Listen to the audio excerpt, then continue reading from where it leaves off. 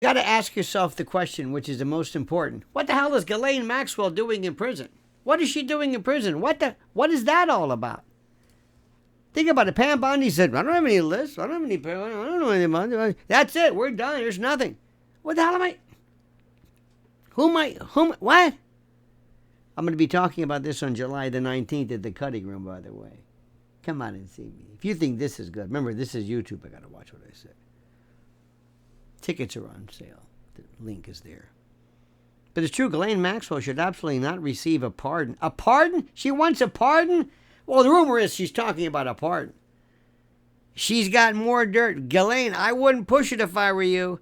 The only reason why you're not is because maybe they made a deal with you and you're trying to think of your parents or your family or whatever it is. Your one daddy. Look what happened to Daddy Maxwell. Couldn't swim. No matter what revisionist spin certain legal circles or political influence or whatever the people are pushing, the facts remain unshakable. She was convicted of 5 out of 6 federal charges related to sex trafficking of minors. Even though we don't know who, even though we don't know the minors, even though we're not even sure whether there's a list. Pam Bondi says it's on my desk. I don't know. But she was apparently the key architect and accomplice in Jeffrey Epstein's sick empire of exploitation. A jury heard the evidence. They deliberated, found her guilty. Now I'm wondering, guilty of what? Makes you wonder, like, what did her lawyers do? This is not about political theater or partisan agendas. This is about justice for victims who were groomed and recruited and trafficked under her direction. And the idea that anyone, especially a sitting or former president, would even consider for a second pardoning her so entrenched in systemic abuse, unless Bibi Netanyahu says it'd be a good idea. I'm just saying. It's not, I mean, it may seem out of the ordinary for you, but I don't know. You know, after all, Acosta, the U.S. Attorney for the Southern District of Florida, said, yeah, he's intel, Middle Eastern. See, before, a couple of weeks ago, a month ago, I would have said, nah, it's not the way. Now I'm not so sure. Now, sources are saying that when Maxwell was first arrested in July of 2020, panic rippled through the upper echelons of power. People were not putting exactly a lot of money in terms of her longevity. Her proximity to Epstein, combined with high-profile social networks and all that, made her a national security risk, at least not just as a criminal defendant, but elsewhere. But it was clear from the beginning that her defense strategy would be to implicate others, maybe to present herself as a cog in a much bigger machine or wheel. And yet no credible evidence emerged at trial linking President Trump to any of the crimes, or frankly, anybody else.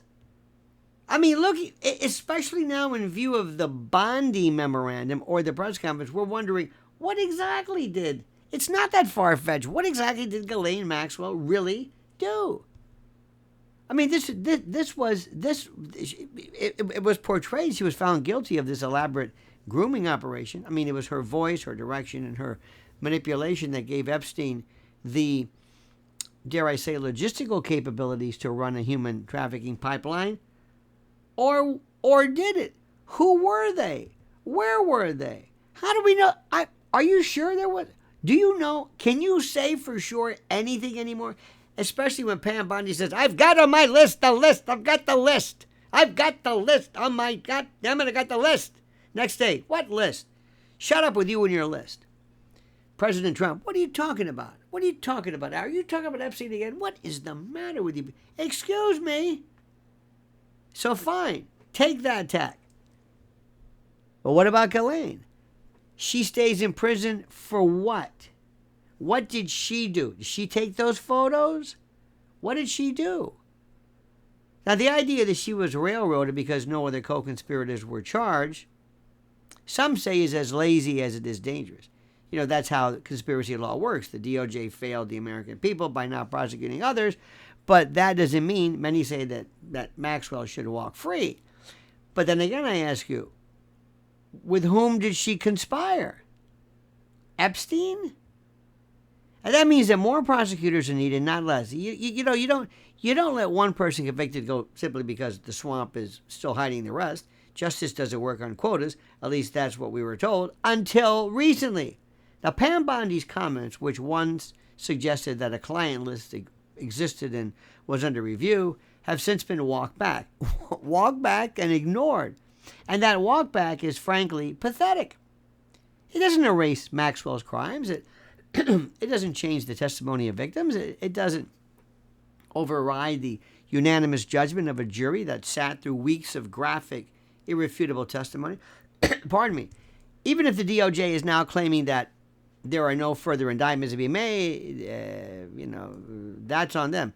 That's on them, not on the court, not on the jury, not on the American people who demand accountability. So, again, she's a terrible person. Until recently, we're wondering, well, why is she there? Now, some insiders have speculated that Trump considered pardoning Maxwell in this first term out of concern for maybe what she might reveal. But here's what really happened. President Trump wisely listened to his advisors and chose not to go anywhere near such a disgraceful move. What if Bibi were to pull like a Pollard move and say, listen, she's important to our bigger role, our security, our bottom line? I don't know. Trump's a master strategist, so he reminds us. He knew exactly how toxic she was. And while he had shared some public spaces with Epstein, decades earlier, and him, as had many other powerful figures, he had also permanently cut ties with Epstein long before the full scope of his crimes came to light. At least that's the story. Trump banned Epstein from Mar-a-Lago. He publicly disavowed him. And when Maxwell was convicted, he didn't lift a finger. But then he said something like, "I wish her well," or he says these things off the cuff. You think, did he mean that? Was that just a huh? I don't know. But he didn't lift a finger to help her. That tells you everything you need to know, or does it? See, Ghislaine Maxwell's defenders argue that she's a scapegoat, that her crimes were no worse than those committed by men who still walk free. That's a point. But that's not a defense, that's a distraction. Some people say if others are guilty, they should be charged. But Maxwell was charged, she was convicted, and the evidence against her was overwhelming, so the jury announced. So we're not talking about innuendo or political hit jobs. We're talking about flight logs and sworn testimony that we're not going to see, which don't exist.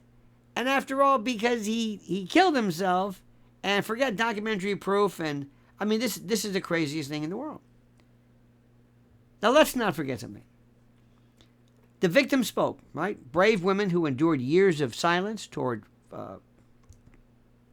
with really nobody listening. They came forward and described in painful detail how Maxwell had recruited them, how she normalized abuse, kind of playing like the big sister, how she was the bridge between innocence and evil and all that stuff. They didn't just accuse Epstein. They pointed the finger at her, at Maxwell, to grant her clemency or a pardon would not only be a betrayal of every survivor who risked everything to stand in the courtroom, but it would be a subversion of justice totally. And there are those within the intel community and bureaucratic, apparatus who want this case buried, who want to seal the files, dismiss the videos, deny the existence of client lists, move on, and that's a fight worth having, perhaps. That's where outrage should be directed. But granting Maxwell a pardon simply because others might be guilty too is not justice. It's surrender. It sends a message. And how she both hasn't spoken and how nobody wants her to speak is the bottom line. Look, let me just explain something to you, okay? She's smart enough to know, keep your mouth shut. Do your time. There's a chance for some type of humanitarian relief, but a pardon, commutation of sentence, if Trump gets anywhere near this, he's crazy. But then again, Trump works in a different parallel universe, in a different orbit. He does stuff that would kill other people, but for his purposes, it doesn't really matter. For his purposes, it doesn't seem to matter. He lives in another world. It's the most incredible thing anybody's ever seen, so we will see.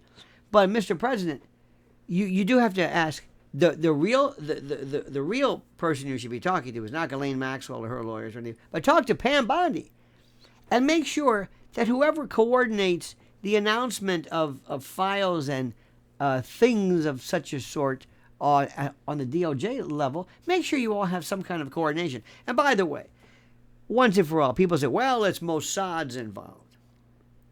Do you think Mossad would have allowed all these tapes to stay there? How many decades? They would have been cleared out, removed. The moment they say, got a full one here, take it, as opposed to, hey, look at these videos we've got. These are 10, 20 years old. No. You have them, you move them, you copy them, you preserve them. And also, today, with AI being what it is, videos like this are going to mean nothing.